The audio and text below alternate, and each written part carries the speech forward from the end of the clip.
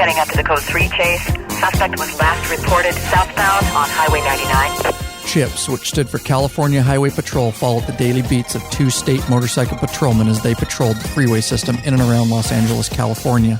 Actor Erik Estrada played the part of Officer Frank Poncherello, his call sign, LA71-4. Actor Larry Wilcox played the part of Officer Jon Baker, his call sign, LA157-3. Officer Jon Baker was the straight, serious officer, while Frank Poncherello was the more freewheeling member of the duo. Both reported to Sergeant Joe Getraer, who gave out assignments and advice in handling cases. Each episode saw a compilation of incidents ranging from the humorous, example the stranded motorist, to criminal investigations such as hijacking, and tragic incidents such as fiery multi-car pileups with multiple deaths. Other aspects of Ponch and Jon's daily work were also highlighted as well. The social lives of both single officers often provided the lighter moments. On occasion, Ponch and Jon were assisted by a female, quote, Chippy, at first, the very beautiful Cindy Cahill, and later the more wholesome Bonnie Clark. In 1982, Ponch got a new partner, Bobby Nelson, while Nelson's younger brother, Bruce, was a trainee on the force. By now, the female Chippy was the attractive Kathy Lindahan. The CHIP series aired from 1977 to 1983 and is surely missed by many. We don't have a clear description of the vehicle at this time. Stand by. I'm on that speeding vehicle. He's running for me, code 3. Hey, Bikeaholics and listeners alike, the show is still going strong because of a lot of hard work and your support, of course. Thanks to all those loyal listeners and true friends of the show that have supported us or are supporting us. For less than a coffee a month, you can help support us too and put a little fuel in the law-abiding biker gas tank to make sure this show keeps moving on down the road. So, calling all law-abiding bikers, head over to our Patreon page and take action today. You can do so at lawabidingbiker.com/Patreon, Patreon. Oh, did I mention there's benefits too? From all your friends at lawabidingbiker.com, we appreciate each and every one of you. God bless and ride safe. And now, straight from the Law Abiding Biker Media Studio, out of sunny Yakima, Washington, we bring you another episode of the #1 listen to motorcycle podcast.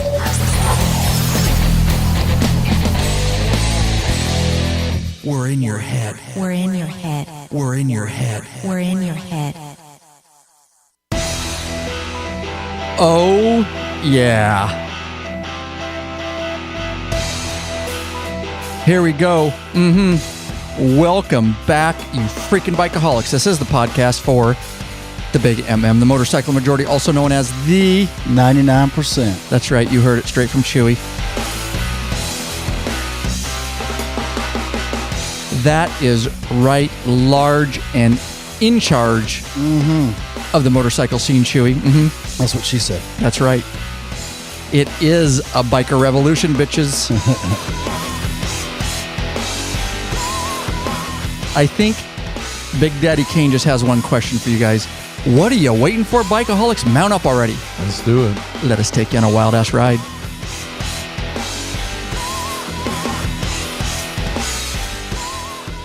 That's right, Ryan Erlacher here, your host of the Law Abiding Biker Podcast and your high-tech redneck. I said it for myself there, Chewy, this time. We got an awesome show in store for you guys. We got a new face in the house. Popping his cherry tonight. Oh, he's popping his podcast cherry. That is right. And that is Big Daddy Kane. What say you, buddy? Hey, I'm just glad to be here. Thanks for having me on. Absolutely. And we're glad to have you in the studio. With that said, why don't you say just a real quick, you don't have to give a lot of information, but just, who you are and a little bit about that part of the club right now, the Sworn Few MC. And so go with that, buddy. Yeah, well, I started hanging around about a year ago, and I've been looking forward. I've been doing some live chats with you guys and stuff like that, done a bunch of rides, and just became a probationary member. So I'm looking forward to earning my full patch. Absolutely, and we're glad to have you in the studio. And Rick has been, Big Daddy Kane here, has been in the chat room, guys, on past episodes for the live audience. And you'll see him there in the chat room tonight. He's a moderator now.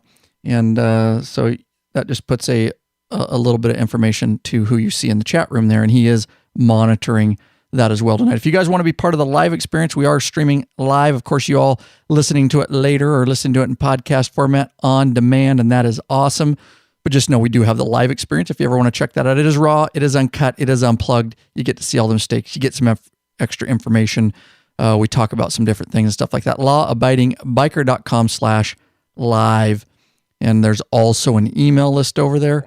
And on the right upper hand of that webpage is a sign up for the email list. And that basically is strictly for the live show. So you'll get an email the day of, and I'll send it to people signed up for that. It takes about a minute. lawabidingbiker.com/live. And in that email, there's just a button you can push and listen live when the time comes around that we go live. It takes you right to that page. And we appreciate the live chat because it adds a lot to the show. Amen. Yeah, we try to monitor that, and we've been getting a lot more activity in there. So thank you to everybody out there on our chat wing. And that's right there on the live page, guys. You can set up a different account and stuff. They're pretty darn simple. All right, I have an announcement to make. Of course, Chewy, I just got to say hi. What have you been up to, buddy? Yeah, just hanging out. Got promoted at work, so that takes a lot of my time. So a little bit busier now, huh? Yeah, a little bit. And when's the last time you were in the studio? It's been a couple months. I was going to say, man. I think maybe the last SOA episode. Are you serious? So it's been a while. Yeah. Wow. Yeah, it's been a while. It has. I thought it had been a while. I didn't know it had been that long, but yeah. All right, guys, that's right. We have a brand new app, and it is you can get it. It's free, guys. It's free, and it's a law-abiding biker app. It's a media app, a podcast app. You can get it on the Apple App Store, the Google Play Store for all you Android boys out there, and you got Rick's an Android guy, so Droid, yeah.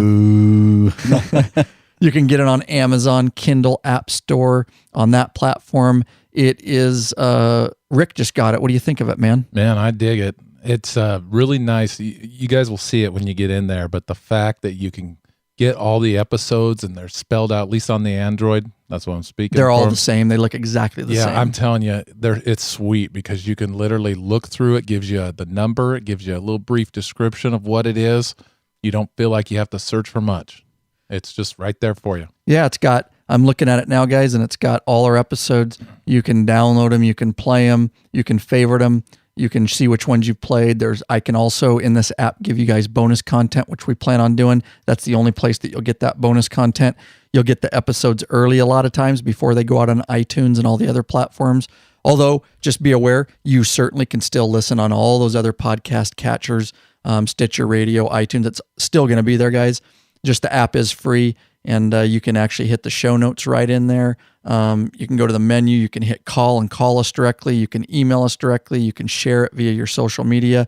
It's super intuitive and super easy to use.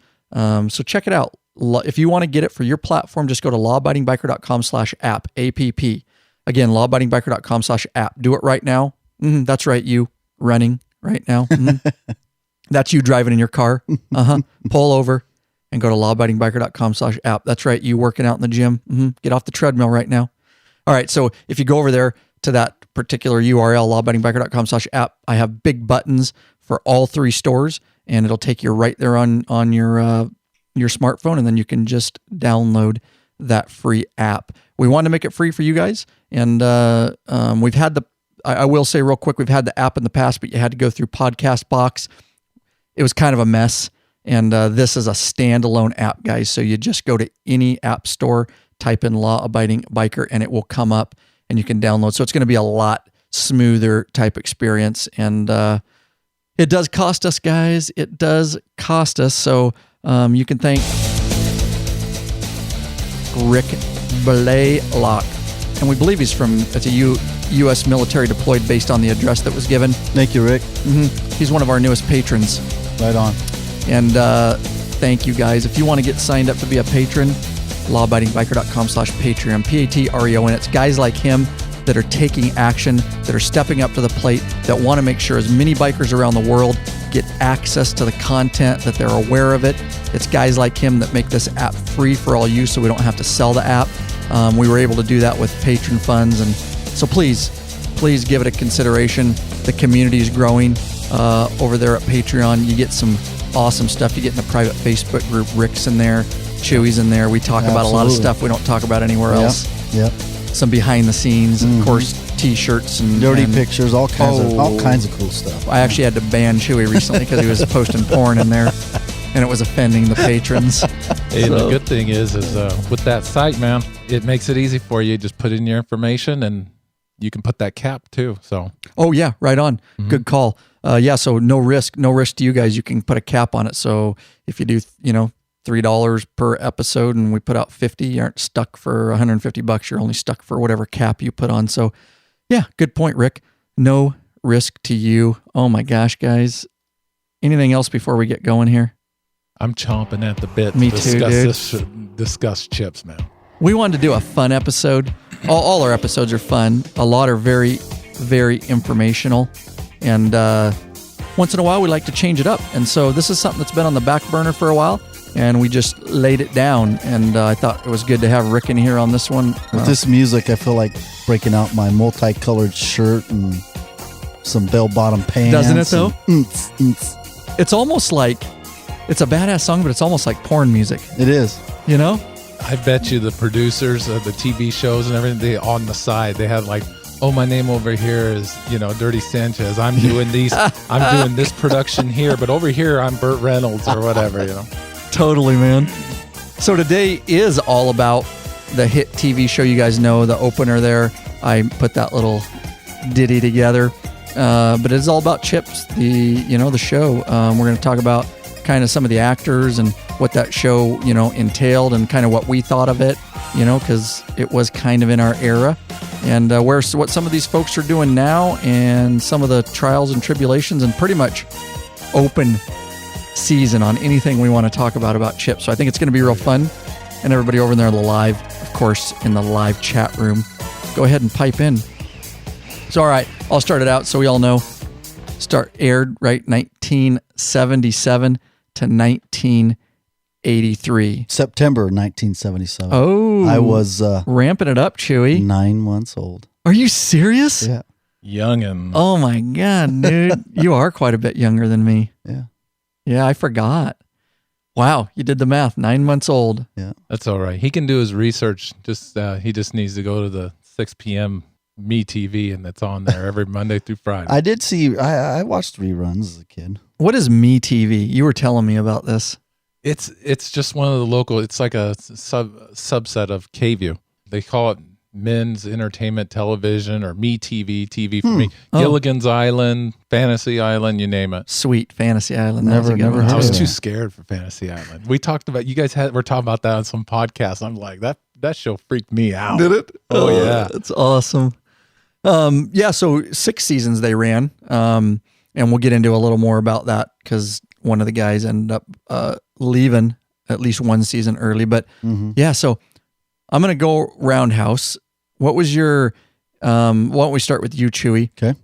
Give me, because you've seen the reruns. Yeah. I was actually a young boy when it was airing, so I was seeing it as not reruns. I was seeing it as it actually was a valid, very popular show. And as a young boy, riding a BMX bikes and stuff, I think it resonated deeply with a lot of males at least. So give me you got it in on the reruns, right?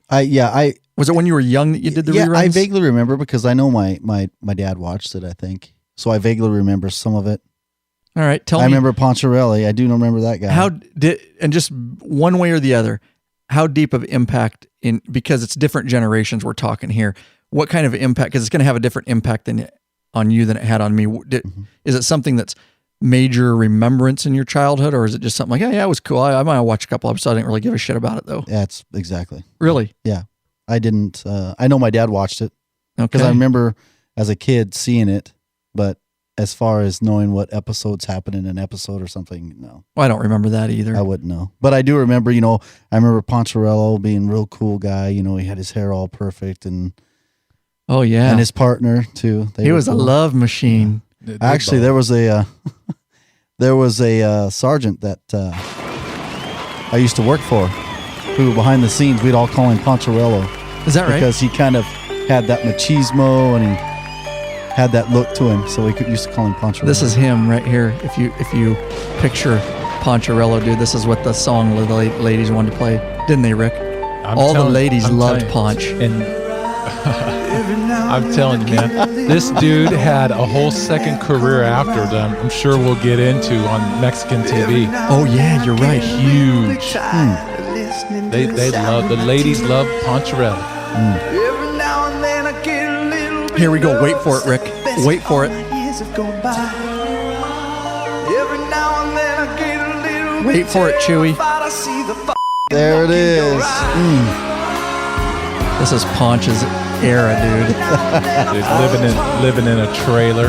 He had it going on. He did. So anyways, enough of that nonsense. That's ridiculous. All right. So women really thought that guy was sexy back in the day. Oh, he was. Correct me if I'm wrong, Rick, but from my own remembrance, not just research. I researched a little bit for this show. Actually, I did quite a bit. I will tell you, hours of research, and that's why we appreciate our patrons too, because it pushes us to keep going forward and really putting effort into these episodes. But I have a lot of personal recollection too, and he was a sex symbol for that time. Oh, what say you? Yeah, he had covers in the magazines. I did quite a bit of research too, and you look at the images of him, and they'll be like him on the front of Tiger Beat and stuff like that, grown ass, man. And he was definitely that. He had a little bit of a singing deal going on, so he was but it's kind of funny as we get into this. You were either Jon Baker. If you were a guy, you were either Jon Baker or Poncherello. And each episode that they had, the one thing they did good with this is that they call on that. Yeah, they actually did the episodes towards one of the actors. But I got one name for you guys that, for me, what it means to me, very simply, and I got to say that's Randi Oakes. The blonde female trooper. Okay. Oh my Lord, Randi Oakes. Hang on, I'm looking her up. We're getting a picture. Now you're getting me all excited. Now I know I remember her. She did the first 3 or 4 seasons, and then she split off after she Rick. ended up becoming pregnant. You're a little pervert. Look at you. Yeah, no wonder you like her. I don't like the haircut so much. Which one do you want me to pull up here? Pull up that one in the blue dress with the black cross thing there. No, right. Oh, you just passed it. Right there. That's a modern. Is that her? No, that's not her. Do the one in uniform. It's the one in uniform that got me fired up. Yeah, right there to the left. Oh, one over. Oh, right here. Oh, yeah. Right there. That's hot. She is 70s hot. 70s. Look at the Farrah Fawcett, sweep over. Oh yeah. Okay, she's not the one. There's another blonde that was on that show too. There was actually 3 gals. Randi Oakes was the first. Okay. And she was there for, I think, 3 seasons. And then later on, there was some other ones that were She wasn't real big the one I was thinking symbols. of, but the other blonde that I was thinking of is very attractive. And let's not forget that at the end of the seasons, after somebody was on strike, old Bruce Jenner came on. Bruce Jenner. Yes. Yeah. Good point. Because he was a racer. Yeah. Wasn't he? Yeah. That's good. Hold that. I do want to talk about that. Let's finish. I'm not done with Randi Oakes. I'll tell you that right now. Do you know any history on her? I remember her. She was dude, totally. She was a actress and was married to like a producer or something like that. And as soon as she started having kids, she quit. She actually quit show business altogether. She was actually the only one of the original cast that wasn't in CHIP's 99 either. You see where my mouse is, Rick? Yeah, I see that. Someone's got an itch. Look where my mouse pointer is. Somebody's itching. Somebody's I'm itchy. Oh, man. Randi Oakes at the age of 8 years old. That's all I cared about was Randi Oakes. I didn't care about their crash scenes because the thing about CHIP's is the guy who originally wrote it and produced it was a reserve sheriff's deputy for LA County. Yes, I saw that too. Good point. And he wanted to do a police show, right? He did, and they used to film this on brand new highways. Because you always wondered, like, how are they doing these crash scenes and LA people not getting all upset? When they would build a new roadway, they'd actually film it there so that they didn't have to deal with normal traffic. But, you remember how Dukes of Hazzard had the same thing every time. They're driving, They're minding their own business. Bad guy comes in. Sheriff chases after him. Chips was the same. Yeah, she's the one that came in later. She's she's attractive So too. this is not Randi Oakes? No. Right? But she's No. a pretty face. Yeah, she's Yeah. attractive too. But it's kind of interesting, you could get tired of their episodes if you really weren't committed, just because it was the same thing almost every time. But at least they kind of gave each of them their deal. Like the episode for me that stood out was the time Poncherello kept bouncing his bank account, and it was the bank's fault, but they wouldn't help him. And then finally he goes in and stops a bank robbery at the time, and then he's a big hero, and they still make him pay his overdraft fees. They would do funny things like that, Ponch was a hero. He was. Yeah, I don't know where Ponch is gone. I don't know what he's doing. I'm pretty sure he got punched by somebody. Well, and he did 8 weeks of training just to even before he even got on the bike, and even at that, he still had some mishaps. So, he trained at their CHP Academy, from what I read, right? I didn't read that part about the academy, but I've heard that before. Yeah, I did. Oh, there we go. He's a hero. I did read that he did apparently spent a bunch of time really getting into that role. So, all right, I'm glad thanks for doing research, Rick. That's really nice. I will just say to all my other podcast guys that look at what do you got? You got something on the chat? No, I'm just looking at the chat. I just wanted to see if someone was talking. Right? Yeah, so you did some research, and I appreciate it because I kind of skipped over Randi Oakes. I'm not going to lie to you, and I'm glad I didn't now because I'm going to sleep better tonight. Regardless, even today, there was something about 70s chicks that were hot. Even today, even with the hair, the wavy hair, she's got a pretty face too. Yeah. And she got a pretty mouth. Yeah, she was always in the car though. She was a car? She was always in the car, and she had a couple big scenes herself. I mean, helping win a car crash or something like that. But when what amazed me is that at least they kept it professional. You would think Ponch, as the ladies' man he was, would have been trying to hook up with old. He banged that in the makeup Oakes, trailer. but you know it. Ponch was all over that. All right. Let's stay on track here. See, Chewy, how easy it is for me to get sidetracked? It is. He brings that up on purpose because he's purposely sidetracking me his first time in the studio. It's not hard to do. So, all right, let's talk about, let's just go with the main actors and let's break this down, guys. Of course, we're talking about Erik Estrada. Mm-hmm. Now, one thing about him, let's just go to his little bio here and learn a little bit about Erik Estrada here.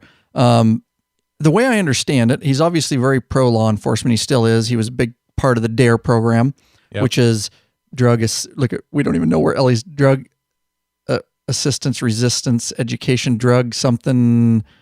No, now I got to frickin' Google it. What does DARE stand for? Drug and alcohol, resistance and education. Yeah, there you go. Yep. A financially dead program. Yes, right. He was a big part of it, though. Drug abuse, resistance, education. That's what it is. So he's been into that and into the apparently reserving. Did you guys do any research on where he's reserving at? Because he has actually been a reserve police officer, and he still is. No, I didn't know that. Yeah, he was actually, along with Michael Jackson's sister, LaToya, they did that TV show where they became deputies, I think, in a small town in Indiana or something like that. And it was a whole show. It was Indiana. And I think LaToya Jackson, I'm pretty sure it was her, the one that's the face looks like it got melted with a blowtorch. Yeah, right, that's her, yeah. And then there was like a little, I don't remember, I hate to say it was Vern Troyer, but it was somebody that just ridiculous, and they were becoming reserve deputies. But yeah, he's Erik had a huge career afterwards, and he still does some stuff, but when he got into this, he really had no training in this, went in and did the training that he needed to do. And it was kind of interesting because usually CHP officers don't ride in pairs. Correct. At that time, they were single. They still are. Yeah. So to set up the deal, the very first episode, they set it up that Jon Baker, Wilcox, is his FTO because he's been in trouble.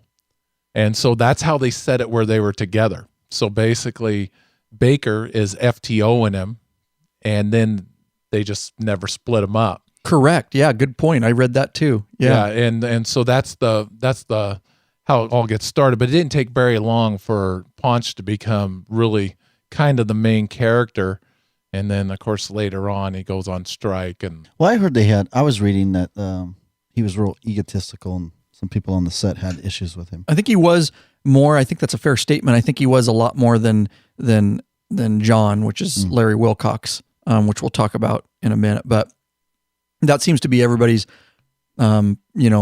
perceptions of what was going on. That Jon, although he had his little deals too, but he was more humble, I guess, and because and it was a big deal for a Latino at that time to get a major role like that. There's a lot of information on that, to be the star hit, sex symbol, Latino type actor position. So that was very interesting too. He was this is for Erik Estrada, of course, who played Poncherello, was a reserve police officer with Muncie, Indiana Police Department from 2007 to 2010. Got to be great to have some Indiana guys in the chat room if they knew about that, Completed full training in 2007. This was seen on the TV series Armed and Famous. Is that what you're talking about? Yeah. Oh, wow. Yeah. He, there was a whole series of them that were involved in that. But, the thing with him is that he actually became a bigger actor. Oh, there's Jack. Sorry, go ahead. Yeah. He became a bigger actor doing Spanish TV and stuff like that. I mean, he got very huge after a lot of people thought he just disappeared, but he still pays homage to this. With CHIP's, but like all these good shows, it starts boiling down to money. Right. Yep. Yeah. How long are you going to go? What's the budget like? What are the actors asking for? As far as salary, and look at Poncherello was ranked 15th on the TV Guides Network TV's 25 sexiest men of all time. Wow. How about that? That was somewhere in 2008. I'm somewhere on that list. Yeah, you gotta be. Yeah. I mean, I'm close. I'm close to one. But. Oh God! All right, he has.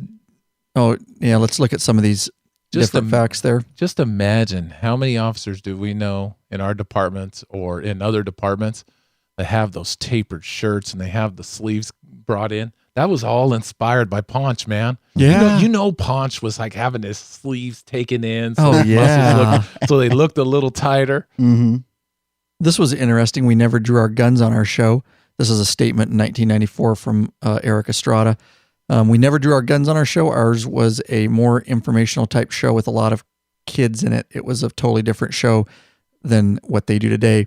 They did draw their gun once, and it was Jon drew it on, I forget the actor's name. Yeah, Bariska. Yeah. Bariska is the only guy ever to pull his gun. He pulled it twice and shoot somebody. Correct. But they never let the main characters, even the Sarge, who was a long time, obviously, on the show as well. But it was kind of funny. I mean, I look back at all these episodes, like where he's afraid to fly, and then they put him in the chopper, and he's going after. I mean, it's just great storylines. It was, and more innocent than today, which I liked because it was a cool show. They talk a lot about it if you research. And again, if you guys want show notes on this, I'm going to put a lot of our links that we're talking about and all the pictures we're looking at and different things. I'm basically, these show notes are just going to be a bunch of links for you. But if you do your research, you'll find that show was supposed to be just more family oriented. It was a family show. You didn't have to get the reaction from people by, these days you got to blow their heads off. You got to slit their throats. Back then it was an exciting show. You didn't have to have all that bullshit that goes along with it. They didn't need to be pointing their guns at everybody. And, it was more about using your mind. You read a lot of stuff about that. They wanted the show to be about cops, whatever you want to say. It was a different time back then too, but solving problems through, through mind and stuff like that. It can't even be compared to how the world is today, but it was great for that time, and there you go. Didn't even draw their guns except a couple times, towards the season 6, I think, or something like that. Yeah. And, I remember one episode where Jon has befriended this young teenage gal that keeps running away from home, and the mother can't control her. And I don't remember why he knew this family, whether it was an old Marine Corps, because Jon was a Marine. That was his premise in the back coming into the CHP. And so he was a Marine. And so I don't know if that was how he knew it, but somehow this gal's, raising this kid, and this kid keeps coming to Jon, and Jon's like, no, you need to go back with your, mom.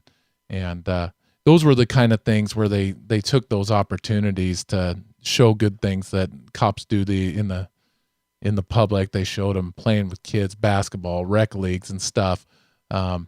And interestingly enough, I'm kind of surprised they didn't get beat because they actually did some of their own stunts. Yeah. And I guess Estrada was not a very good rider.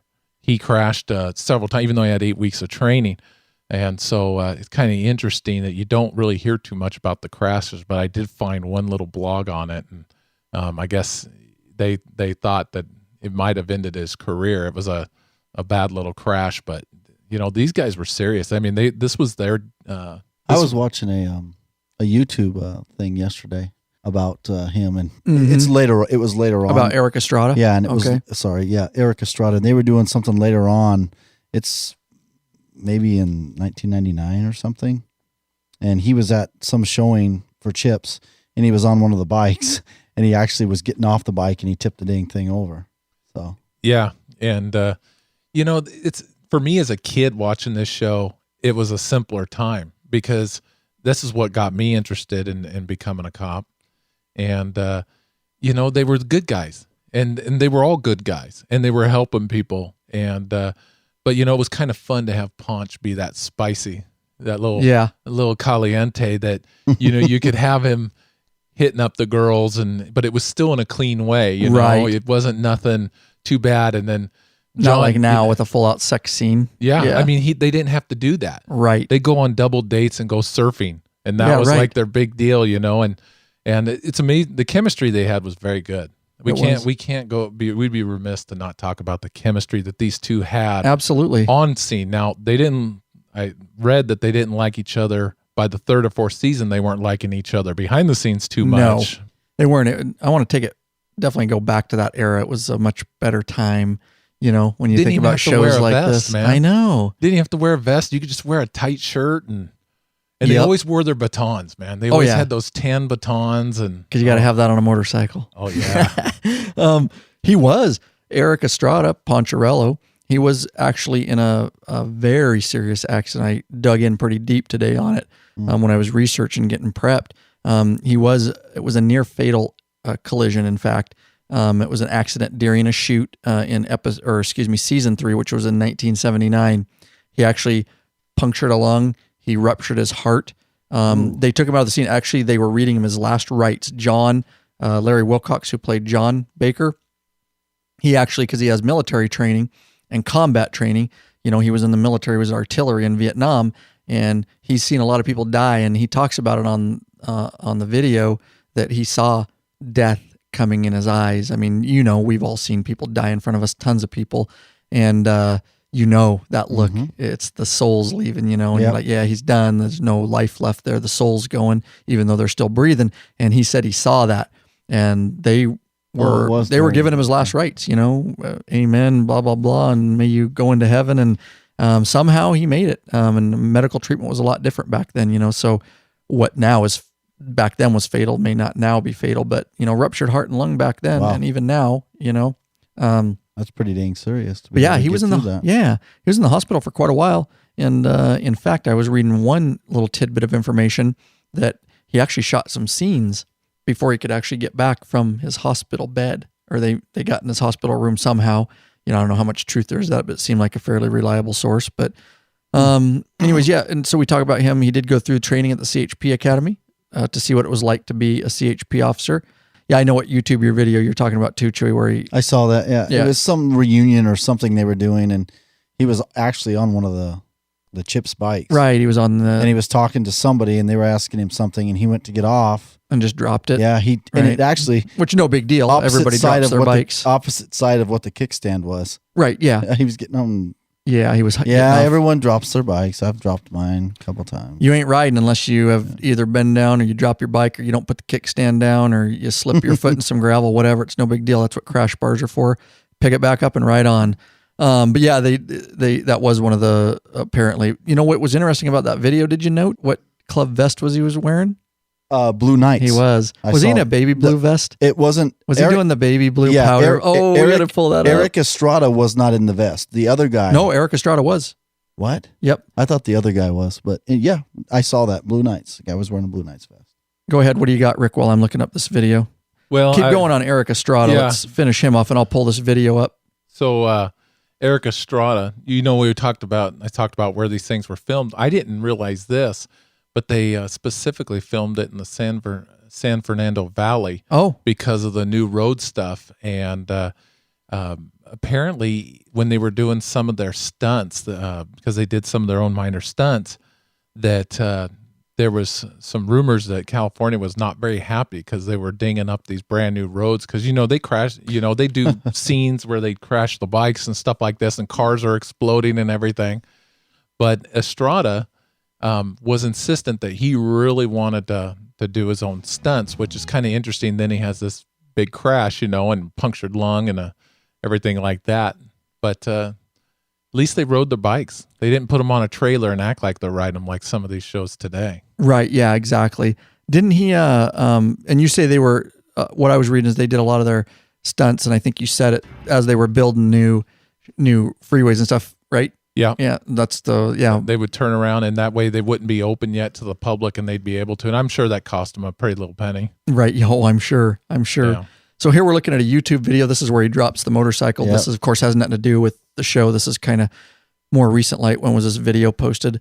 Ooh, this guy's got 43 whole subscribers here. But back in 2009, he posted it. Who knows when it happened? But here he sits. Yeah, the light blue vest. With a baby powder blue Knights vest, dude. He's not even, at least the guy next to him is wearing the black one. The And black one. we know we have Blue Knights listeners. We love you. Mm-hmm. Trust us. It has nothing to do with the club. It's just, we never really cared for the baby powder blue vest, but each to their own. And so but he's a full Blue Knights member.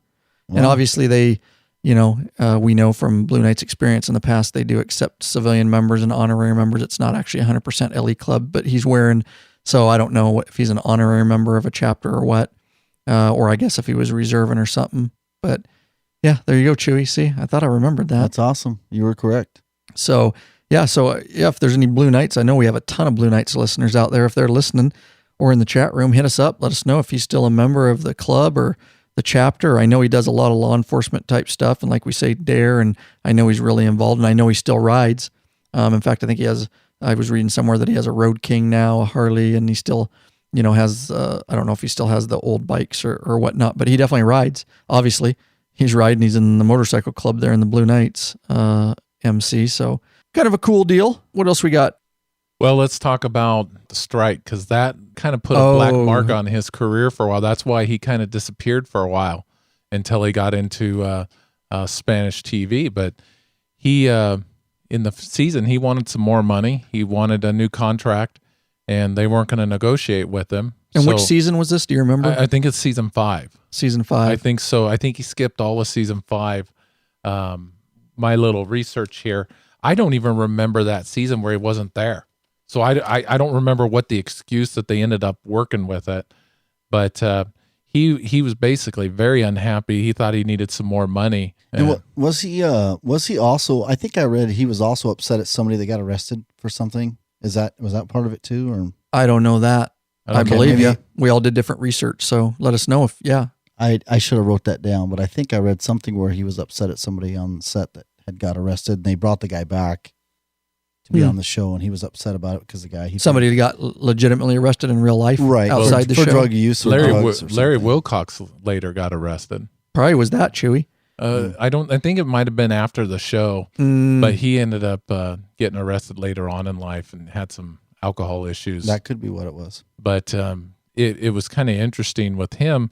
He skipped out the whole season, so they had to bring in some people. So they brought in several different actors, and of course by then Randi Oakes, which you got to come up with a theme song for Randi Oakes. Oh, yeah. But it's kind of interesting. You do some blogging stuff, and they'll talk about, of course, Estrada is always the sexy talk, but a lot of people talk about things that he influenced, even though he was on the strike. The alternative band 7 Mary 3, they took their name from this from the call sign of Baker. But on this, oh really? That's cool. That's why they called themselves 7 Mary 3. But on Estrada's, on the strike, I believe that's the season that they brought in Bruce Jenner, and then they actually brought in I don't have his name available, but he was a professional motorcycle racer. And they brought him in as well. Right. And then Jenner got kicked out the next year when they came to a deal for the money. And but Wilcox wasn't too happy about his money, but he never went on a strike. No, but he walked off it. Yes. for all of season 6 because he didn't get his contract. Yep. John did, which we'll talk about a little bit too. So yeah, again, come down to money. Like that's the failure of all good shows in the past is contracts and money. So early in season 5, that's right. Yep.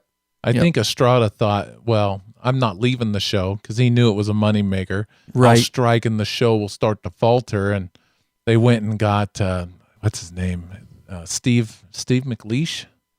I think he was a professional racer. And then they brought in, of course, Bruce Jenner. And Bruce Jenner at that time was everywhere. Everybody talks about Bruce Jenner now with this Kardashian clan stuff.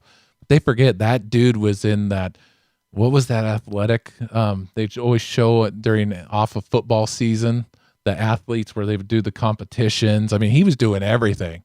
He was doing Network Dude, what of the the hell's Stars. wrong with that guy? He is wanting to be a woman. Yes. Are you freaking serious? No. I just looked him up. I don't follow he wants TV. to be a woman. He's already got his Adam's apple shaved. What the frick? Yeah, no, he's wanting to be a woman. He looks like a freak of nature. Somebody in the chat room, if you remember what that athletic show was, it was like on Saturday Network Stars. What? I don't even recognize this person. What the? To tell me that's not. What Look part at did Bruce Jenner play? Doesn't he look mentally ill to you? Well, Something is wrong with that guy. Of course he is.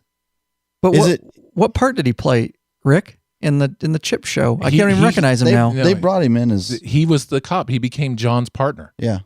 Oh, he did. He became John's partner, and he was in his uniform and everything like that. Oh my it's gonna God. drive me crazy. And he only whatever lasted- that Network Stars. It was something athletes with Network Stars. So he was starting to become a big deal. He's the Wheatie boxes, Olympic champion. They brought him in, and I think even though ratings didn't do too bad, I think Estrada kind of realized, hey, I'm not going to get a gold bar here. If I want to make some money, I better go back. So he did come back, but by then Wilcox was like, I'm out of here. Now Bruce Jenner was he was in Olympics for something. Yeah, he was a field athlete, current decathlon or Okay. U.S. track and field athlete, is all Okay. it says. All right. Yeah, Decathlon, yeah, you're right. Something's Rick. definitely gone wrong he was with him, a though. big hero. He was like the Michael Phelps of the late 70s. I mean, that's why when you start hearing about all this, he wants to become a woman. That's kind of interesting because, I mean, he played manly men. I mean, whether it be on the funny thing is a lot of these guest stars that were on shows like Chips or did small scenes in Chips and all those Aaron Spelling shows would show up on the Love Boat. So Bruce is a manly man on the Love Boat, kind of deal. And just really, but they had to get rid of him. Once Estrada came back, they had to bring somebody in for John, and that was kind of the end of it until Chips 99. Yeah, the movie, dude, Chips 99. Did you guys see that? I saw some when I was. I've never researching watched stuff. the whole movie, no. It brought back all the most of the original ones, in fact, including Robert Pine, who was the sergeant. which Yes. I loved Sarge because he was a no BS guy. He would tell Ponch what to do, but it was not very highly. It was kind of like a let's bring back this show and Yeah, right. You watched it, you say, though? yeah. I've watched it back in '99. I don't remember much about it, but they brought back the originals, and Ponch now was that slick silver fox with a little bit of gray in his hair. Oh, yeah. There was still some panty dropping going on. Do you see his name up there? That what's his name? The freak guy now? Bruce Jenner? Oh, Bruce Jenner. I'm looking at the cast here. Let me know. He should be on. Oops. Yeah, Bruce Jenner did. He replaced Estrada during the strike from 81 to 82. Right there. There he is. Let's see what he looked like when he was normal. What's he doing with the Kardashians? I don't know about any He's of this married shit. to him. I think he's He married. is? Now he's married to the mom. Right? That's what he looked like He when he was married normal. the mom. Yeah, he married the mom, and But the kids aren't his. No. Is that correct? Okay. no, the kids are Robert Kardashian, the famous attorney that did. Oh, okay. Okay. Did O.J. Simpson's trial. They're his kids, but he's decided I'm a woman. Hear me roar. Jeez. He's got Katy Perry playing. He's gonna roar. Oh, God. I'm not too sure about this, bro. That's some weird stuff going on there. Well, I learned something new on the podcast. I didn't realize that all that was going on. I will tell you as we move in to, we'll move into Larry Wilcox here, who played John here in a moment. But I will say, as we were roundhousing, so you're perception of the show was, different generation. Yeah, it was I cool. remember it was cool to me because I liked cops back then. My dad was a cop, so I thought it was cool, but it wasn't a humongous I'm going to tell you, influence on me. at that time in my life, it was huge. As huge as Dukes of Hazzard for me. No, I loved Dukes of Hazzard. Those two shows. And so I was actually, like I say, my age was I was actually, old enough to totally get Chips and to sit down on Friday nights and eat popcorn and watch it. And we looked forward to it as we did, the Dukes of Hazzard. And I will tell you, that was probably one of the fondest memories I have when I was little of television, is that show. And I remember talking about the BMX bikes. We, cousins lived next to me and literally used to ride our BMX bikes two abreast, humming that tune, dude, thinking we were frickin' Ponch and Jon. That's cool. With the card in the spokes, so it did the and made it sound like a dude, I have very clear memories of all this, man. That's awesome. And we would wait weekly for Chips, dude. And I do remember when it started to go into crap, because I not knowing about the TV industry back then and all that, but I do remember when they started changing actors, and it just you can't do that. It's never worked. That to any shows that I've watched, it kind of took it out of it. Not main actors. You can't do that because with main actors, man. Start to get. There's no other Ponch or Jon. Yeah, no, you can't do that. Jon was the laid back, clean cut guy. Ponch, I don't know how many times, but he must have been on probation at least 3 or 4 times throughout that series. He was always in trouble for something. And let's not, as you were talking about looking forward to it and everything, man, I dig that show so much. But the best part about it is that they would always mix up a little stuff. Remember that mechanic guy? The nerdy mechanic guy that always wore the scientific jacket. Yeah. He would know exactly the properties of the fuel. Right. But he couldn't ride a bike. Yeah. They would add those little characters, just stuff like that made it fun. But, they had like real topics, stuff that was actually going on, whether it be, retail gas theft deal. And, here it is. They like this tow truck driver, but little do they know that he's involved in it. And they would wrap up this not complicated, but they could have complex storylines, but you could still follow it. Right. Today's cop shows, it's, I was telling you earlier, I like shows that I can watch and they're done. When you're done with that episode, you move on to the next episode and it's a whole fresh new thing. Cop shows now, they don't do that. Right. Whether it's Southland or whatever.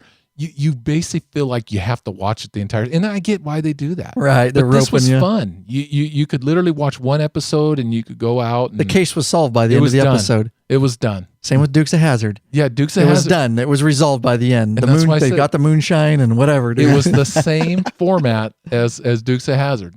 Driving down the road, having a good old time. Except for, instead of a bad guy and the sheriff chasing them, it was them handling a case. But they had some sensitive topics too. Yeah, they did.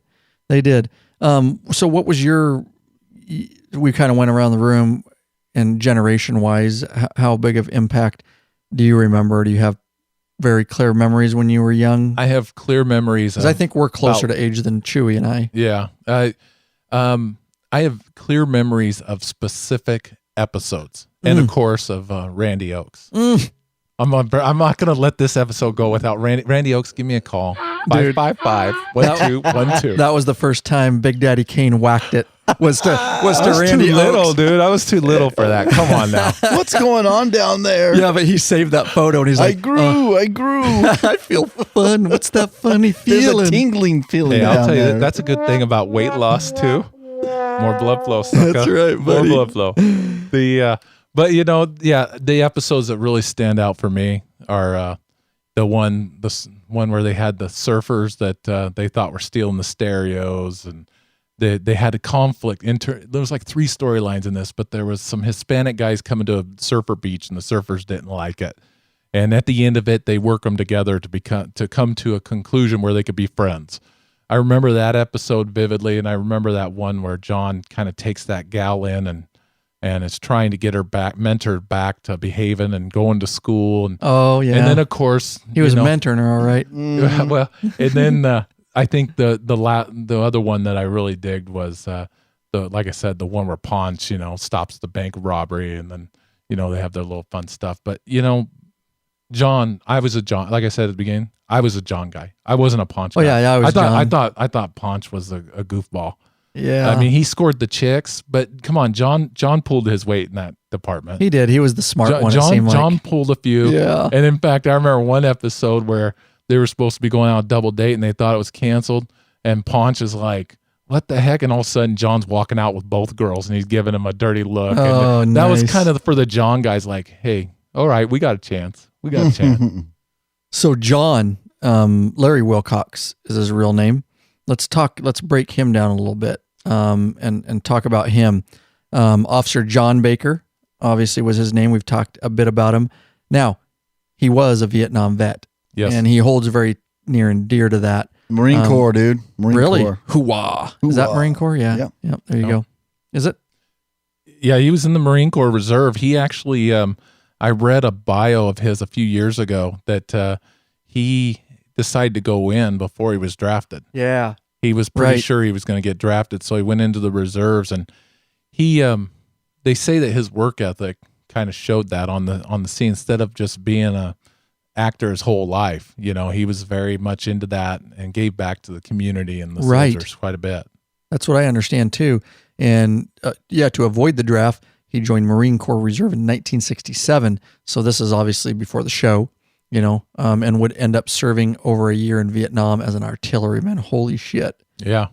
He saw some stuff. He did. I mean, that's the artilleryman right in the middle of Vietnam. Can you imagine? Now, and if you take that into context, and then you hear the little stories about how him and Estrada did not always see near the end of the season. So right. You can probably see why. I mean, this guy's done his time, served in Vietnam. He's not a spoiled actor. And I'm not saying that Erik Estrada is. I don't know what was going on between them, but if you hear about these whiny actors, I mean, he's probably looking at him like, get real, dude. Dude, this is nothing. You could have been over there, Exactly. Right. risking your life, and you're complaining about this. But Yep. I think they get along now. I couldn't find anything about their relationship now, but they did get back together for CHIP's 99. And there's this is how important CHIP's is now, is that they're actually coming out with a whole new series of CHIP's. It's in really? It's I was going to say some director that they'd be smart to try to put that back together. It's going to be some type of show back together. They're talking about bringing it back, and just think, I mean, just the 7 Married 3, man. right. Here's an alternative rock band that says, 7 Married 3. we named it after this. Right. How they came up with all their different call signs and stuff. I mean, That'd be our call signs aren't like that. That'd be a cool call but sign, wouldn't it? 7 Married 3. And Ponch was 7 Married 4, right? Yeah, 7 Married 3, 7 Married 4, yeah. I think he 'cause was. I said that in the opener. That's weird. I'd like to know how they came up with that, because you think it. What are the traffic units up there? What are they? I don't know. No. LA 7 Married 3 is No, up here. What are they? Oh, Mary units. Oh, okay. Yeah, Mary 2, or Mary 25, whatever. okay. Yeah. Okay. Usually a lot of agencies put the M indicator in front of the Mary units, motorcycle units. Yeah. So he was, this is interesting, some stuff about Jon. Larry Wilcox is actually his real name, but Dale Mitchell in the revamped Lassie, 1954, also appeared in scattered guest parts on Prime TV, including MASH, 1972, The Streets of San Francisco, 1972, and Hawaii Five-0, 1968. Cop shows. Yeah. Streets of San Francisco, Hawaii Five-0. 77, he hit the jackpot when he won the role of Officer Jon Baker. So there you go. Did a few things before that, and after he got back from NAM, and so an accomplished motorcycle rider, horseman, race car driver, and jet skier. Larry performed many of his own stunts. Here, you talk about this a little bit, Rick. He and co-star Erik Estrada became major TV idols, with Estrada taking a slight edge as the bad boy charmer. Yeah, and let's not forget, I remember him, he had something to do with the Marine Corps Toys for Tots, too. Oh, really? Yeah, Very I cool. think he served as an honorary chairman or something like. Yep, there it is. It says it in the bottom of that big. And the Professional Rodeo Cowboy Association. Wow. So he was a man's man, that's for sure. And after he left CHIP's, I think he's a director now and stuff, right? Didn't he do a lot of that? He does that type of work now and stuff? I think he's stayed busy. Yeah. Oh yeah. He's definitely stayed busy. He's chunked up a bit, as we all have. Yeah. You see the pictures and videos of him. He definitely put on some weight after those years. But he was there for 5 of 6 seasons, left after season 5, again, money. And he actually walked. He didn't come back. No, he was, I think the 6th season was the final one, right? Mm-hmm, it was. Yeah. Cause they did 6th season was final. 139 episodes is what they did. Oh, here we go. So Ponch's unit IDs were LA15-7 Mary 3. Does that make sense? Yep. And 7 Mary 4. Yeah, 15-7. That's awesome. 7 Mary 3, and then Ponch was 7 Mary 4. All right, so Jon obviously did a lot of the stunts. You say you read some stuff on that? Yeah, he was not. In fact, there was one episode I heard that he actually did it, and I could tell you I would not want to be in that wreck. But he was chasing after a car thief, and they were going through some tight city streets, and he actually put the bike on its side and ended up throwing him. And I heard, which I can't tell you 100%, but he actually did that scene. I think after you're over in Vietnam getting shot at, he probably wasn't too afraid. Plus being a horseman. Mm-hmm. I mean, he was a very active horseman. So right. Good call, man. And I know. Do you read anything else on him about what he's doing today? I just know generally that he's doing the direct. I know him and Erik Estrada. They did have a lot of. You'll find many blogs and information that they were having problems. Yeah, that's what they didn't see eye to eye. That's what I read. But they have reconciled because there's actually videos of them.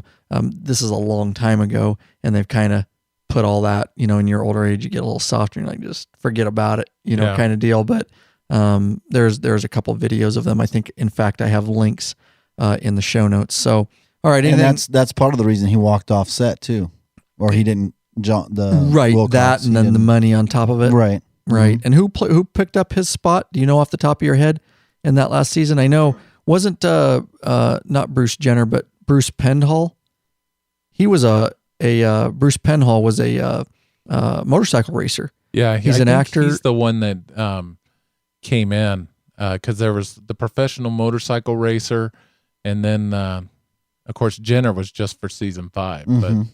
But Jenner was just season 5. Yeah, I think Jenner only did like 6 or 8 episodes, I think. Okay. Yeah, so here we're looking at Bruce Penhall, guys.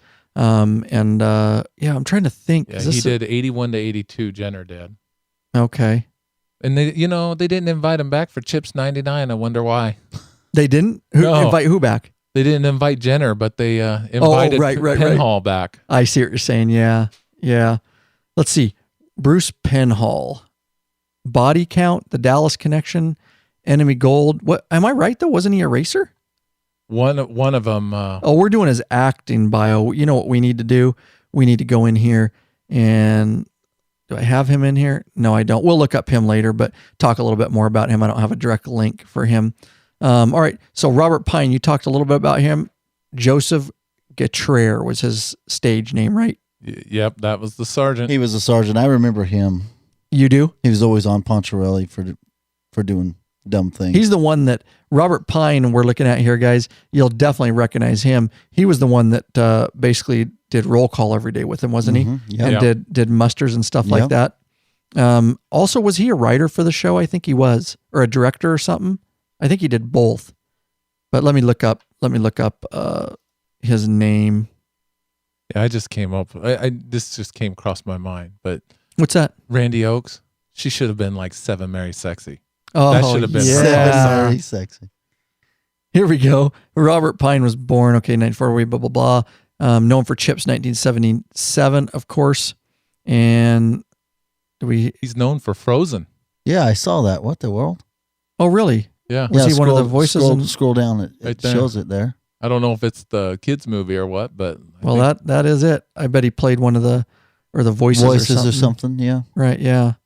There. That's what I wanted. Full bio. You guys seeing anything interesting there? Son-in-law, father. He talks about making blah blah blah. No, he was a big deal because occasionally a couple episodes they'd bring in sergeants from the downtown division or something like that, and they would have, like, one time they had a hockey competition, and they wanted Estrada to because Jon Baker was was injured or Robert Pine was injured. I'm trying to remember. So they wanted Estrada to ref this hockey game. And then these two sergeants started bickering because this downtown, I mean, they did fun stuff like that, but Robert Pine always rode Ponch. I mean, it did. Oh, you're right. He just rode him left and right. And, you know, you get this feeling that the whole reason why they're 2-man units so that John can keep track of him, you know, but. Right. All right. Let's talk about anything else on Robert Pine as we move on down here. He was kind of a staple of the show. Yeah, he was pretty solid. You know, the big thing with him is that he was that. You talk about the examples. He was trying to be that example of what the good sergeant, and then you had the good trooper, and then you had Ponch. Dude, the bikes they rode, you know we were going to get into this. Did you? Yep. What kind of bike I did research? Kawasaki 1000s. Oh, yeah, dude. That was the bike of that time, dude. And it was a Kawasaki KZ 1000. C-Series. C-Series, A correct. lot of people thought that they were the more modern, but they actually went with the C-Series with the oval windshield. That was the signature series of the C, is it had like a more oval windshield or something. Look at that thing, dude. Oh yeah, it's basically like a stripped down Goldwing, man. It is, It's man. just a stripped down Goldwing. That is freaking awesome. All right, so but pretty gnarly bike for back then, right? I mean, and that's actually the bike, from my understanding, that CHP actually used back then. They were using the same exact bike, correct? Yeah, there was the two different series, and I can't remember if it was S and C series or something, but a lot of people claim it was this other series, but according to these notes I found, it was the C series, and they preferred it because the rounded windshield looked better. Gotcha. On film, but you know, whenever you're researching stuff, it's only as good as what somebody will put down in there. But very small, light bike, 525 pounds, very bro. small bike, very tight and compact. What I loved about that bike, though, is during the intros when they're going and the music's going, which this is my ringtone. It's been my ringtone for like 3 to 5 years, but they always did the shift. Remember that? You got the theme ringtone? Yes, I do. Sweet. I dude. got the 3-minute version. Nice. The whole orchestra one, but I always loved at the beginning, and then they would show them, and the Chips thing comes out, and the song speeding up, and they show them shifting, and then they show John letting out the clutch. Oh yeah, that is dude. some cool stuff, and that was like that's motorcycle porn right there. Yeah. Oh, totally, dude. That's what made it cool, is these little sequences that they did.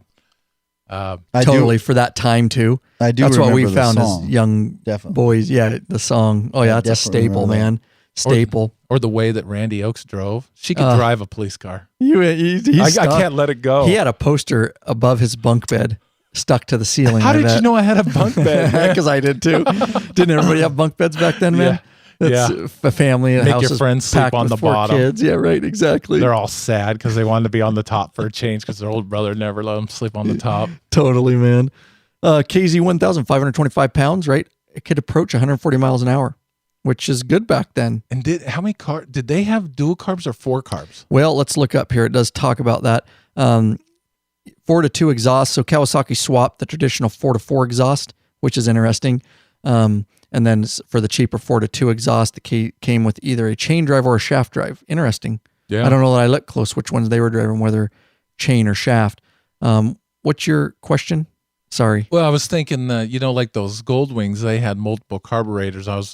Those bikes, you can still find a few of them out there, and they'll finish them up and be pretty nice. But you got to think that for police bikes, for police service, the guys that rode them in Richland when we had a motor unit, they still say that was their favorite bike. It's kind of interesting. They're like, yeah, we later on went to Road Kings. Right. And they loved the Harleys because it was a Harley, but they still say their favorite bike was the Kawasaki. It was just so nimble. It was so. It's got to be at 525 pounds. Yeah. Because it didn't have a fairing. It just had a windshield. Yeah, just had that. They did have some models, I think, that had some sort of fairing on them, didn't they? I don't know if Kawasaki made them, but I don't know. I just know the ones that in Chips were just the windshield. Yeah, right. That's what I remember seeing. But 525 pounds and 140 miles an hour for that time and that era. That's That's a sleek little fast bike. Look how small that tire is. I know, dude. Those are not thick. Those are not wide tires. No, look at that, dude. Not at all. Even the back. Wow, look at that. And these bikes became so popular that, you know, after police services, guys were buying them and they were stripping them down. And I mean, there were so many different usage. You had stripped down models. You had the full touring models. It was just a cool bike. Well, Yeah. now that I look at it, I think the CHIP's bikes did have a small fairing on it, Ryan. The CHIP's bikes? Yeah, I think that they did. No, think they just had a did windshield. They had a with the couple winch- different with the mod- windshield. Yeah, I think they had a couple different models at one point because the bikes evolve. I mean, it's 8 seasons. No, I was looking back and see. I know, that's what I thought too. Ah, Trey. you're right. No, But but these just are- the windshield. Just the windshield. Well, on that picture, just the windshield. But that's see that one in that picture up there. That's Yeah. the one I'm talking about. That they had like the little fairing. This But- here, yeah. Yeah, and I don't know if they over 6 seasons. I don't know if they went to that or not. Well, I couldn't find any pictures of them with a No, fairing. that's the one there, and it's See? just got a windshield. Yeah. Yeah, big windshield. What's too. that? Is that Estrada right there with the one with the fairing Uh, below the 3 naked guys or whatever? Right. this one? Yeah, I don't know. Is that about- Estrada? Yeah, it's It Estrada. is. Yeah, it is. Oh, you can't tell if Can't it's tell. got a- Mm-mm. Yeah, I don't know. I think, and here's one of the bikes when they had this. They did a reunion, not the show, not the movie in the '99, but it was a great YouTube video that I watched today. This is the picture of it where they were doing a event. I think it was in LA, and they did a little LA Live thing on it here, and they all got to talk to each other. And That's of course, that's Larry Wilcox, and they had one of the original bikes there. But it was to the proceeds were all going to benefit officers that die in the line of duty. That's awesome. So all the proceeds, they all got together, raised a bunch of money. It was an event, and it's on YouTube. The video is very terrible as far as whoever put it together, but it's still really good information. If you, I'll put it in the show notes, of course, lawabidingbiker.com/ and whatever the show number is where you can get the show notes. All right. I don't know if that has 2 carburetors or not. I didn't look into it any further than that. So, all right, dude. And that's what I'm talking about. It was a 35-year reunion. And this is the video here. I watched some of it, but I didn't. You know watch what it video all. I'm talking about? Yeah, I stopped because I was Yeah. like, yeah. 35-year cast reunion. And actually, Estrada wasn't there. But Right. they all Mhm. sit up on a stage. Yeah. And they get asked a lot of questions. And of course, they had I think they had some auctions or some stuff given away and all that kind of stuff. So, all right, anything else on that Kawasaki KZ1000? What is CHP right now? Beamers, I think. I think I read somewhere there, or did they switch to the Beamers? Why in the world why would a police department use a Beamer? Dude, a lot of They- law they enforcement can agencies sit use the very- BMs Those R1100 RTs that State Patrol started using around. here. Yeah, I mean, those became very, very popular because the Boxer engine is very basic. It's easy to maintain.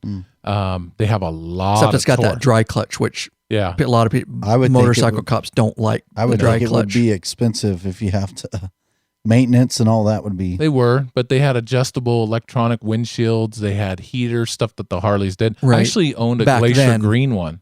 I had my Softail, and I saw that bike at the International Motorcycle Show in Seattle.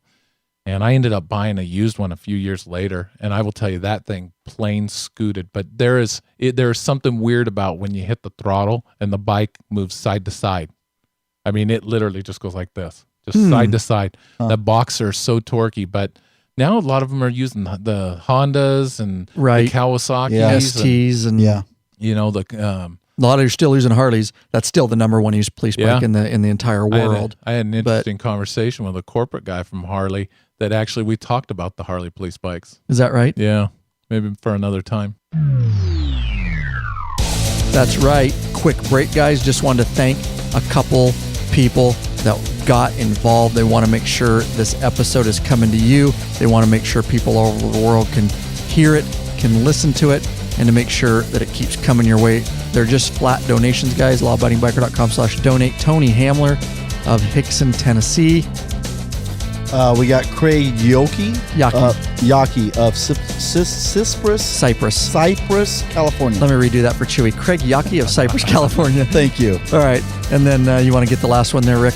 Yeah, we got Jeffrey Allen of Lynn, Massachusetts, and it looks like he's with the Blue Reapers. MC. Shout out to the Blue Reapers MC. Yeah. Thanks, Jeffrey. You should get a hold of us for an interview so you guys can get your club on our page and get your information out there. But anyways, that's right, guys. If you want to donate, lawabidingbiker.com/donate helps put a little fuel in the law-abiding biker gas tank so we can make sure this thing keeps heading on down the road.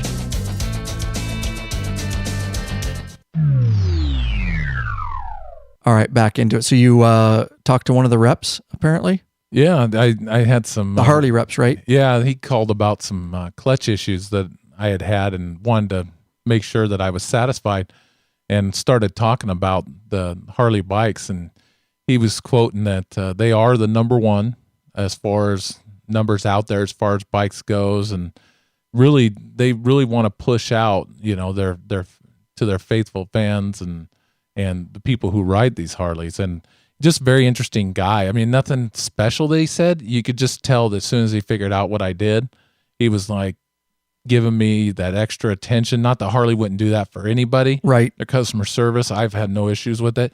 But this guy, as soon as he found out what I did, he was going the extra mile. And we started talking. I said, yeah, we're going to be doing a topic on chips and stuff like that. Oh, And he really goes, cool. Man, how were those guys not on Harleys? I guess they weren't using them back then. Back then, no. You know, Yeah. the old FLH. I honestly thought when I was researching this, I was thinking, why didn't they use Harleys?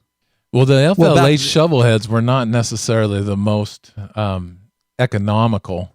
And when you're running that many bikes, I think the Kawasaki's were a little bit easier. Other than valve adjustments, they were pretty indestructible. Back then, it was kind of like that, Chewy. It hadn't really evolved to the era where, you know, where Harley became the number one police bike in the world, you know, and still is as of today, as far as that goes. Here's Bruce Penhall. See, this is who I'm talking about. He was a World champion speedway racer. Yeah, right, right. Uh-huh. I remember him from his work because I'm from Indiana, and 1981 to 1982. Sorry, go ahead. yeah, and he was one of the big ones that when they used to, well, they still do some races, but they used to race every year at Indianapolis Motor Speedway. And I remember watching on TV him going around there, and then I remember him on Chips, but he wasn't around too much. But he brought some in those last seasons where people were starting to bag out.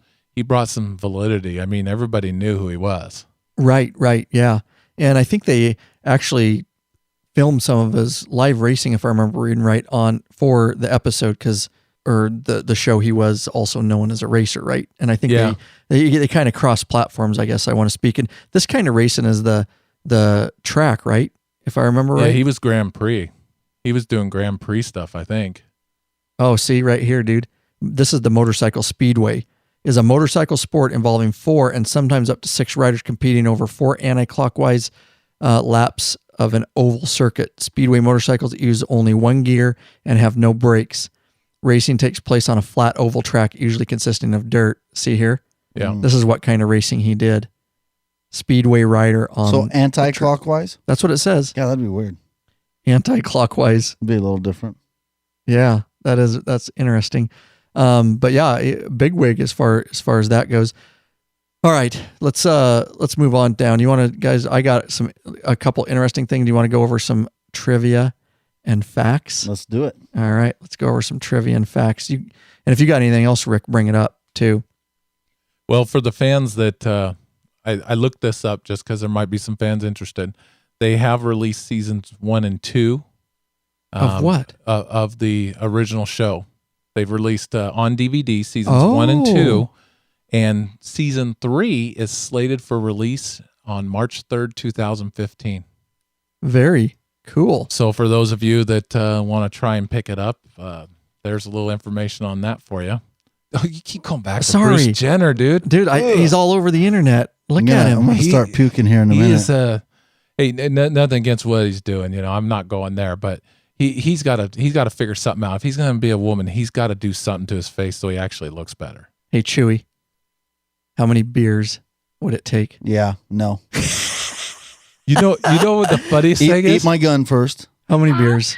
Yeah, that wouldn't happen. My wife was telling me if you were looking at him that they wrote this into their show, the Kardashian show, and supposedly his wife's best friend and him are dating. And she, even though he's become a woman, she's still going to date him. So, okay, he's married to his wife. They're divorced now. They're going through divorce. They're divorced, but so now she's dating his best friend. His wife and them had a best friend. Okay. And as soon as he moved out of the house and they start going through his divorce and this transition, he is now best friends with her wife and supposedly some dating relationship. What a damn and he soap opera that he says, shit I'm is. not gay, so I'm not going to date guys. I'm still going to date women. Okay. That's a lot of work. That to is still a lot. date women. No doubt, man. Work that I don't want to do. I'm wondering if that's maybe the reason they got divorced, because he, who knows? We spent way too much time on Bruce No doubt, dude. But it's all your fault. I didn't know about it. You guys brought it up. I'm looking at the internet here going, are you freaking serious? Yes, All right. when you're married for 21 years, your wife tells you things and you just listen. And sometimes it's about Bruce Jenner and his stupid TV show. So right, yeah, no doubt, dude. John was among the first characters of a TV to be identified as a Vietnam veteran. The portrayal was also among the few at that time to show a Vietnam veteran in a positive manner. Oh, very interesting. Larry Wilcox, who played John, had actually done service in Vietnam. We've been over that during the Tet offensive. The Tet offensive, yeah. Okay, you must know about that. Something about in history in college. Yeah, it was a big one. Roger that. Erik Estrada, if you see any of these cool ones, bring them up, guys. Suffered we talked about his motorcycle accident. And even though he wasn't really the first Latino actor that made it, he I think if you really looked around, he stands out. I mean, he was a big deal in the Latino community. Mm-hmm. Starring role. I mean, I know there was that one comedian that had the Junkyard Show or something, that Freddie Prinze. I mean, I think he was a little bit earlier than this, and he was a big Latino star, but this guy was a hero. He was a sex symbol, and he was definitely an influence for that community, especially big in time. California. That's a cool fact right there. In October 1981, 2 real-life California highway patrolmen were injured in the line of duty. The show's cast took time out to donate blood for the 2 officers. One of them survived. That's pretty cool. Yeah.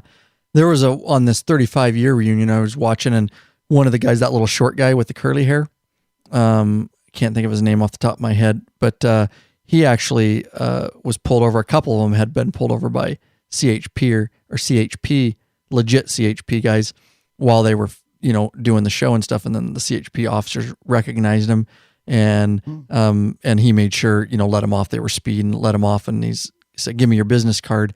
And then after that, sent him and his kids, the CHP officers, a whole bunch of stuff and paraphernalia and stuff from the show. That's cool, yeah, seemed like pretty stuff. humble guys. Good to hear. Look at the list of cars that they used. It says that various California highway patrols.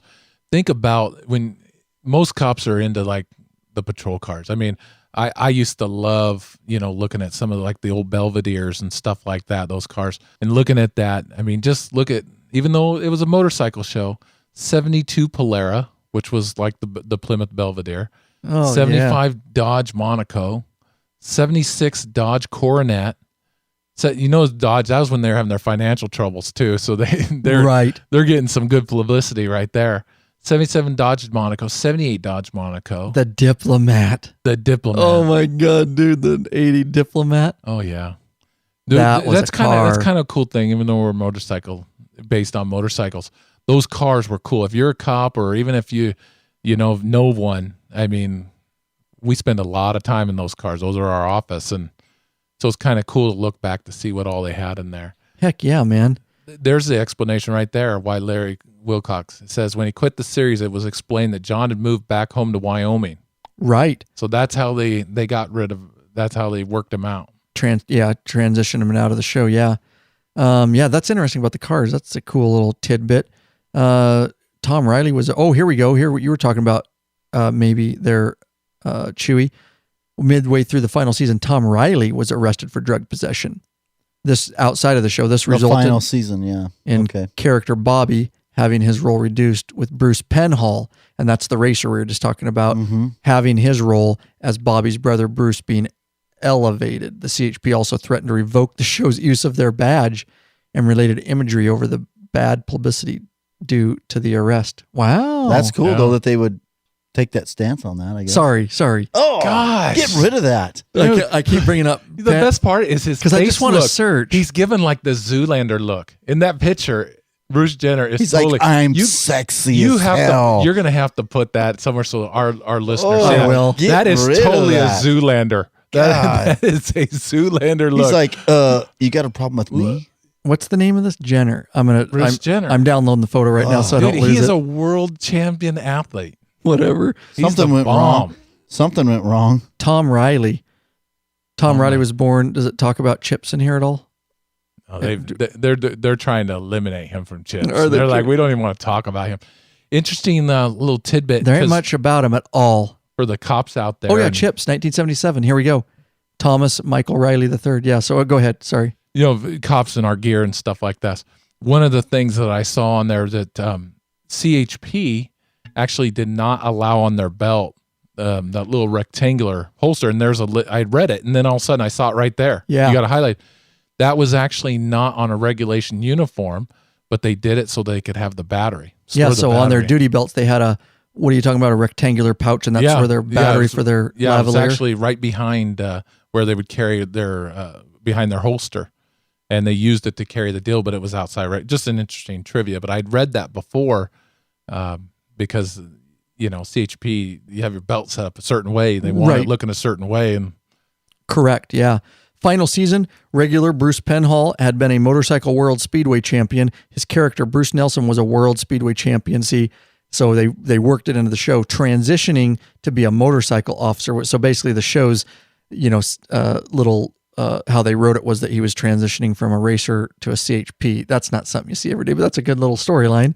Actual footage of Penhall competing in the 1982 World Speedway Championship was used in an episode portraying his characters competing in the event. Cool little tidbit there. yeah. And in one episode, I remember. There's Randi Oakes' name right there. Oh, Played There it a is. car thief in a second season episode. oh, she did. Sorry, I took it off the page there. She joined. She played the car thief. In the following season, she became the cop as Bonnie Clark. Oh, wow. That's Yeah. pretty cool. Yeah. That's pretty cool. Let's look at her. Didn't even have a picture on here of her. Ew. Yeah, you have to kind of look for it. She, like I said, man, everybody to this day, they all think that, you know, Brianna, who played Sandy, is the hottest one. I think she's the one that you had that picture before. Oh, yeah, right. When they talk about the women of CHIP's, they always bring up, you know, Sandy, the character Sandy, and her name was Brianne Leary or something like that. Brianne Leary? Yeah. She was from 78 to 79. let me know if you see her name. Brianne Leary. Dude, they had a lot of actors on this show. Yeah, the problem is with that site is it lists anybody who did any Right. episode. Exactly. Like the guy drinking out of the drinking fountain or something. You're like, Is this the Fucking Oaks? see that guy? Is that the Oaks girl too? There. That's Randy right there with the longer hair. Yeah, that right there. she is attractive woman. That's HOTT. She Oh, gets yeah. two T's. not Yeah, how hot she she's was. hot, dude. She had longer hair. Yeah. When she went short, you know, hey, whatever. No, yeah. I'm liking that. all right, couple more here, and then we'll move on to an interesting deal that I found late this afternoon. The brown van you see on the right, see to the right during the intro belonged to the Children's Baptist Home in Inglewood, California. John and Ponch were often heard saying LA 7 Mary 3 and LA 7 Mary 4, their unit numbers. LA was that of the officers called, their dispatch, what the officers called their dispatch, LA. So yeah, basically they were saying 7 Mary 3 to dispatch. Mm-hmm. All right. Danny Bonaducci. Yeah, I was reaching that too. I forget what role he played. I was reading today, but I think he was a car thief or yeah, he was. It was a car something. thief. It He was a one cameo. of the only bad guys that ever pulled a gun on him. Okay, if I it was. remember right. Yes, you're right. It was. Yes, it was. Did you guys see this? This is one of the last things we'll cover here, but George Lopez apparently and Erik Estrada they're both Latino and they don't like each other. Wow. So let me pull this up. I've often heard that you never turn away a fan for an autograph. Rumor has it that it has to do with the bad experience that you had with Erik Estrada. Is this true? This is George Lopez. True. When I was 17, I met Erik Estrada, and I went to shake his hand. I extended my hand to him, and he walked past me. And I told my friend in the car, I said, if I ever make it, that dude was going to pay. And he has paid. And he continues to, instead of apologize to me, he continues to say, hey, if you want to fight, let's fight. He's goes on Spanish radio stations. Are you saying, wait, Erik Estrada wants to fight you? I'll fuck that motherfucker up. How old is Erik Estrada now? His veneers are 11. I think he's in his mid-60s. But listen, man, I extend your hand to a cat. I'm not trying to fight you. Yeah. I'm just trying to ask you. I use that situation as motivation for my career and my life. Whatever people think of me, I have a great life. And I partly have to thank that dude, because that experience made me nicer to people, but also drove me to say, I'm going to be successful. Now, I'll take the tail of the tape with Erik Estrada anytime. You want to go to Forbes and put money together? You want to put credits together? You want to put television shows together, or overall how much money we've made in our careers? I fuck that motherfucker up. If you're watching or if you see this, bro, you got no chance. And instead of being a man and apologizing, you continue to try to belittle me and degrade me. But if you want to fight, we can fight. I'll take whatever fucking chip money you got left, motherfucker. I respect a man like you that, and Erik though. Estrada in a fight would be amazing. I'll whip his ass. I'll whip his ass. So that little deal, that's Wow. George Lopez we're listening to there. And What happened you to don't the see clean George Lopez? I know. When I he had the respect family him. show. And I he was respect all, the man for that. Really? Yeah, and George Lopez is usually, comedic, and you can tell. I'll put this in the show notes, guys. This was a Huffington Post video on their website that I found late this afternoon, and you can see. But this isn't a joke to him. No, he's heated. He's pissed. He's mad. And see, I mentioned it at the beginning. I heard there was problems on the set with Erik Estrada because he was egotistical. And what he's saying is, before he had a career, and as what I understood George saying is he went out to shake his hand and he basically snubbed him. Yeah. You know? And whether that was on purpose or who knows. Yeah, who knows? And you got to think about the deeper context of this. I mean, you're talking about a Latino youth who's looking up to a Latino actor who's made it. Is probably some type of hero for him. And he acts like that. Fans don't forget that. You hear about these Bruce Jenner. Good God. I'm ready for this thing to be done. Jeez. I did not mean to do that. You know what? I'll poke my eyes out. The worst part about it is I'd pull if up he's going to Jenner become again. a woman, he needs some lips. Look what he's done to his lips. I don't want to look anymore. It's going to make me sick. He's got a daughter that's got a big butt and big lips. He needs to get some of that. Can we? Yeah. Jeez. I did not mean to do that. Can we do? What were you saying, Rick? I'm sorry. I totally lost. Something about Randy Oakes. Yeah, probably something about Randi Oakes. But yeah, so anyways, that's kind of interesting to read, get involved there with those two's little feud going on there. But I found that late. I thought it was of interest anyway. So anything, guys? Anything you want to wrap up?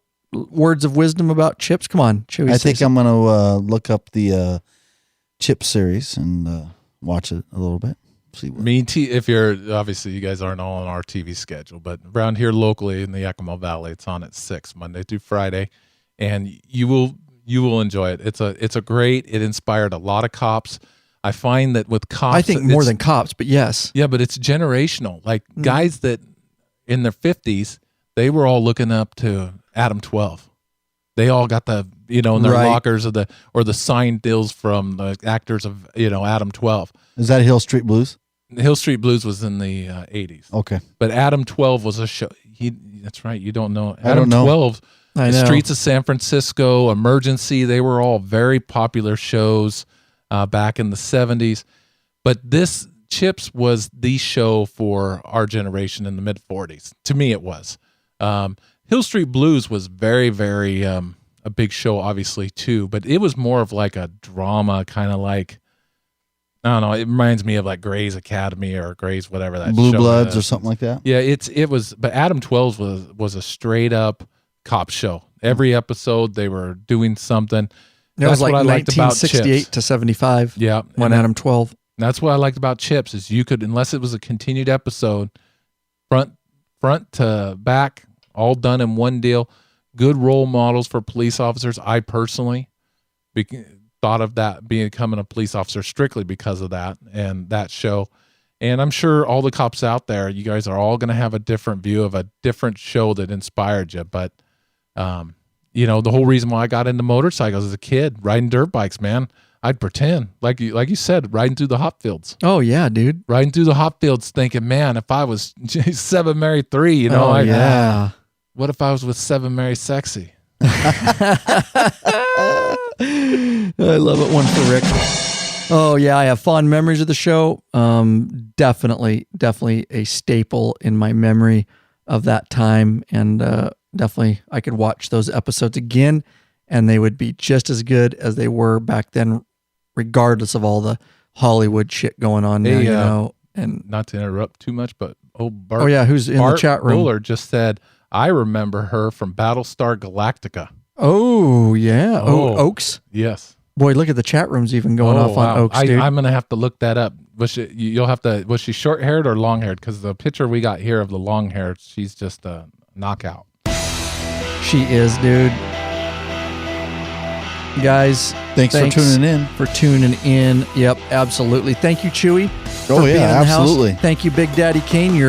Big Daddy. You made your Big Daddy. first appearance, and it didn't hurt that bad. It didn't. Okay, we were gentle. It's going to hurt later. That's right. That's what they all say. Call to action, guys. Don't forget the new Lab Podcast app. It is free. It is for the App Store, the Apple App Store, the Google Play, Android App Store, Amazon Kindle. It's free. It's a standalone app. Go get it. Just search your App Store, Law Abiding Biker, guys. Or you can go to lawabidingbiker.com/app. And I have a page there with buttons. You can do it right from your smartphone right now and download it.